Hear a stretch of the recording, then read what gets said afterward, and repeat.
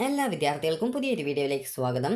ഈ വർഷത്തെ SSLC paper valuation അതായത് SSLC പേപ്പർ മൂല്യനിർണ്ണയ ക്യാമ്പ് നാളെ മുതൽ ആരംഭിക്കും. അപ്പോൾ ഏപ്രിൽ 3-ാം തീയതി മുതലാണ് വിദ്യാർത്ഥികളുടെ SSLC പരീക്ഷയുടെ പേപ്പർ വാല്യുവേഷൻ ആരംഭിക്കുന്നത്. അപ്പോൾ ഈ ഒരു പേപ്പർ വാല്യുവേഷൻ എന്താണെന്നുള്ള വിദ്യാർത്ഥികൾക്ക് ഒരു സംശയം ഉണ്ടാവും. അപ്പോൾ വിദ്യാർത്ഥികൾ ഈ ഒരു പേപ്പർ വാല്യുവേഷൻ എന്ന് പറഞ്ഞാൽ നിങ്ങളുടെ SSLC പരീക്ഷയുടെ നിങ്ങൾ എഴുതിയിട്ടുള്ള ഉത്തരക്കടലാസുകൾ ടീച്ചേഴ്സ് പരിശോധിച്ച് നിങ്ങൾക്ക് എത്ര മാർക്കാണ് കിട്ടുക അതിനനുസരിച്ച് മാർക്ക് നൽകുന്ന ആ ഒരു പ്രോസസ്സിനെയാണ്, അതായത് ആ ഒരു കാര്യത്തെയാണ് ഈ ഒരു പേപ്പർ വാല്യുവേഷൻ എന്ന് ഉദ്ദേശിക്കുന്നത്. അപ്പോൾ വിദ്യാർത്ഥികൾക്ക് എത്രത്തോളം മാർക്ക് തരാൻ പറ്റുമോ അത്രത്തോളം മാർക്ക് ടീച്ചേഴ്സ് നൽകുന്നതാണ്. അതുകൊണ്ട് തന്നെ വിദ്യാർത്ഥികൾ പേടിക്കേണ്ട യാതൊരു ആവശ്യമില്ല. കാരണം പല വിദ്യാർത്ഥികളും എനിക്ക് മാർക്ക് കുറയുമോ, അല്ലെങ്കിൽ എനിക്ക് ഇന്നതിന് മാർക്ക് ഉണ്ടാവില്ല, അല്ലെങ്കിൽ A+ കിട്ടില്ല എന്നൊക്കെ ആലോചിച്ച് ടെൻഷൻ അടിക്കാറുണ്ട്. ഒട്ടും ടെൻഷൻ അടിക്കേണ്ട യാതൊരു വിധത്തിലുള്ള ആവശ്യമില്ല. കാരണം നിങ്ങൾക്ക് എത്രത്തോളം മാർക്ക് തരാൻ പറ്റുമോ അത്രത്തോളം മാർക്ക് വാല്യുവേഷനിൽ നിങ്ങൾക്ക് ടീച്ചേഴ്സ് നൽകുന്നതാണ്. അതുപോലെ തന്നെ ഈ ഒരു പേപ്പർ വാല്യുവേഷൻ നാളെ മുതലാണ് ആരംഭിക്കുന്നത്. നിങ്ങളുടെ റിസൾട്ട് ഏകദേശം ഒരു മെയ് 2-ാം തീയതി അല്ലെങ്കിൽ ഏപ്രിൽ ലാസ്റ്റോടെ തന്നെ നിങ്ങളുടെ റിസൾട്ട് വരുന്നതായിരിക്കും. അപ്പോൾ പേപ്പർ വാല്യുവേഷൻ എത്രത്തോളം പെട്ടെന്ന് കംപ്ലീറ്റ് ചെയ്യുന്നു അതിനനുസരിച്ച് ടാബുലേഷൻ വർക്കുകളും അതിനുശേഷം വിദ്യാർത്ഥികൾക്ക് നിങ്ങളുടെ റിസൾട്ടും അറിയാൻ സാധിക്കുന്നതാണ്. അപ്പോൾ SSLC റിസൾട്ട് നിങ്ങൾക്ക് സാധാരണഗതിയിൽ വിദ്യാഭ്യാസ മന്ത്രി പത്രസമ്മേളനം നടത്തിക്കൊണ്ടാണ് വിദ്യാർത്ഥികളുടെ SSLC പരീക്ഷാഫലം പ്രസിദ്ധീകരിക്കാറുള്ളത്. അപ്പോൾ അതുകൊണ്ട് തന്നെ വിദ്യാർത്ഥികൾക്ക് നിങ്ങളുടെ റിസൾട്ട് പെട്ടെന്ന് തന്നെ, അതായത് ഏകദേശം പേപ്പർ വാല്യുവേഷൻ ഏപ്രിലിൽ തന്നെ പെട്ടെന്ന് തന്നെ കഴിയും. അതായത് ഏപ്രിൽ 15 ആകുമ്പോഴേക്കും സാധാരണ അതിൽ പെട്ടെന്ന് തന്നെ കഴിയാറുണ്ട്. അപ്പോൾ ഓരോ സമയത്തും എത്ര വാല്യുവേഷൻ ക്യാമ്പുകൾ, അതായത് എത്ര ദിവസം നടക്കുന്നുണ്ട് അതിനനുസരിച്ചിട്ടാണ് പെട്ടെന്ന് വാല്യുവേഷനും കാര്യങ്ങളൊക്കെ കംപ്ലീറ്റ് ചെയ്യപ്പെടുക. അപ്പോൾ അതുകൊണ്ട് തന്നെ നിങ്ങളുടെ റിസൾട്ട് ഏകദേശം ഒരു ഏപ്രിൽ ലാസ്റ്റോടെ തന്നെ നിങ്ങൾക്ക് അറിയാൻ സാധിക്കുന്നതാണ്.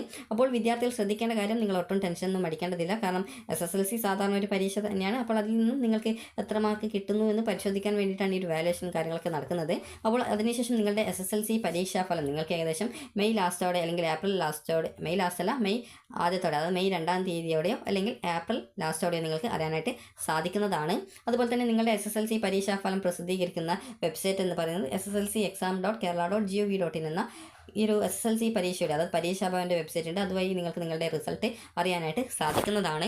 അതുപോലെ തന്നെ വിദ്യാർത്ഥികൾ ശ്രദ്ധിക്കേണ്ട പ്രധാനപ്പെട്ട കാര്യം എന്ന് പറയുന്നത്, വിദ്യാർത്ഥികൾ ഒട്ടും ടെൻഷനൊന്നും അടിക്കേണ്ടതില്ല. കാരണം പല വിദ്യാർത്ഥികളും ചോദിക്കുന്നതാണ്, എനിക്ക് 4 മാർക്കേ കിട്ടാൻ സാധ്യതയുള്ളൂ, അങ്ങനെയെങ്കിൽ ഞാൻ ജയിക്കുമോ 40 മാർക്കിൻ്റെ വിഷയത്തിലെന്ന് വിദ്യാർത്ഥികൾ ചോദിക്കുന്ന ഒരു കാര്യമാണ്. നിങ്ങൾ ശ്രദ്ധിക്കേണ്ട കാര്യം എന്ന് പറയുന്നത്, ഈ ഒരു വാല്യുവേഷന് ശേഷമാണ് ടാബുലേഷൻ വർക്കുകൾ നടക്കുക. ടാബുലേഷൻ എന്ന് പറഞ്ഞാൽ നിങ്ങളുടെ ഈ ഒരു വാല്യുവേഷന് ശേഷം നിങ്ങളുടെ ആ ഒരു മാർക്ക് ഈ ഒരു സിസ്റ്റത്തിലേക്ക് അധ്യാപകർ എൻ്റർ ചെയ്യും. അങ്ങനെ എൻ്റർ ചെയ്ത ആ ഒരു മാർക്കിനോടൊപ്പം നിങ്ങൾക്കുള്ള CE മാർക്ക്, അതുപോലെ ഗ്രേസ് മാർക്ക് ഉണ്ടെങ്കിൽ ഗ്രേസ് മാർക്ക് എന്നിങ്ങനെയുള്ള കാര്യങ്ങളൊക്കെ കൃത്യമായിട്ട് ഈ ഒരു ആഡ് ചെയ്യുന്ന പ്രോസസ്സിനെയാണ് ഈ ഒരു ടാബുലേഷൻ എന്ന് പറയുന്നത്. അപ്പോൾ ഒരു വിദ്യാർത്ഥിക്ക് 90% മാർക്ക് ആകുന്നത് വരെയാണ് ഈ ഒരു ഗ്രേസ് മാർക്ക് ആഡ് ചെയ്യുക.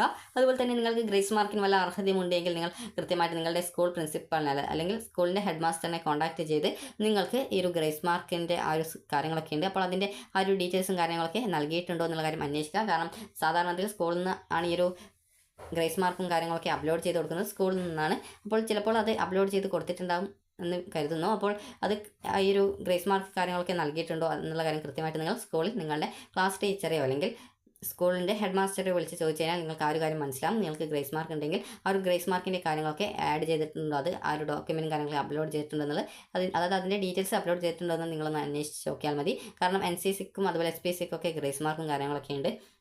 അപ്പോൾ അത് സാധാരണത്തിൽ സ്കൂളിലെ ഹെഡ് മാസ്റ്ററാണ് ചെയ്യാറുള്ളത്. അപ്പോൾ അതുകൊണ്ട് തന്നെ കൃത്യമായിട്ട് നിങ്ങൾ ആ ഒരു ഗ്രേസ് മാർക്കിൻ്റെ ആ ഒരു കാര്യങ്ങളൊക്കെ അപ്ലോഡ് ചെയ്തിട്ടുണ്ടോ, അല്ലെങ്കിൽ അങ്ങനെ അപ്ലോഡ് ചെയ്യാനുള്ള സമയമായിട്ടുണ്ടോ എന്നുള്ള കാര്യങ്ങളൊക്കെ കൃത്യമായിട്ട് സ്കൂളിൽ വിളിച്ച് അന്വേഷിക്കുക.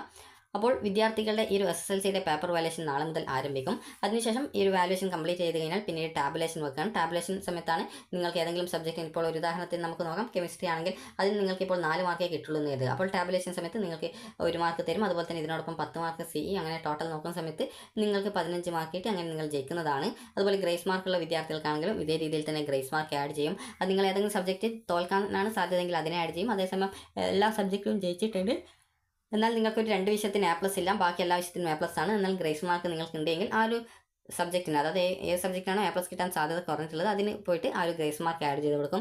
അതുപോലെ തന്നെ നിങ്ങൾക്കിപ്പോൾ എല്ലാത്തിനും A+ ആണ്, ഒന്നിന് B+ ഗ്രേഡാണ്. അപ്പോൾ അങ്ങനെയെങ്കിൽ നിങ്ങൾക്ക് അവിടെ ആ ഒരു ഗ്രേസ് മാർക്ക് ഉണ്ടെങ്കിൽ ആ ഒരു ഗ്രേസ് മാർക്ക് ഇതിനെ ആഡ് ചെയ്ത് അതിനെ A+ ഗ്രേഡ് ആക്കുന്നതാണ്. അപ്പോൾ ഈ ഒരു രീതിയിൽ നിങ്ങൾക്ക് എത്രത്തോളം ഗ്രേസ് മാർക്ക് ഉണ്ട്, അതുപോലെ തന്നെ നിങ്ങൾക്ക് പരീക്ഷയിൽ എത്ര മാർക്ക് കിട്ടിയിട്ടുണ്ട്, ഇതൊക്കെ അനുസരിച്ചിട്ടാണ് ഗ്രേസ് മാർക്ക് ആഡ് ചെയ്യുക.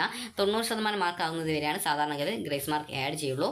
അപ്പോൾ വിദ്യാർത്ഥികൾക്ക് നിങ്ങളുടെ റിസൾട്ട് ഏകദേശം മെയ് 1st വീക്കോടെ, അതായത് ഏകദേശം മെയ് 2-ാം തീയതിയോടെയോ അല്ലെങ്കിൽ ഏപ്രിൽ ലാസ്റ്റോടെയോ നിങ്ങൾക്ക് അറിയാനായിട്ട് സാധിക്കുന്നതാണ്. അപ്പോൾ നിങ്ങൾക്ക് ഈ ഒരു വീഡിയോ ഉപകാരപ്രദമായിട്ടുണ്ടെങ്കിൽ ലൈക്ക് ചെയ്യുക, ഷെയർ ചെയ്യുക. Thank you for watching.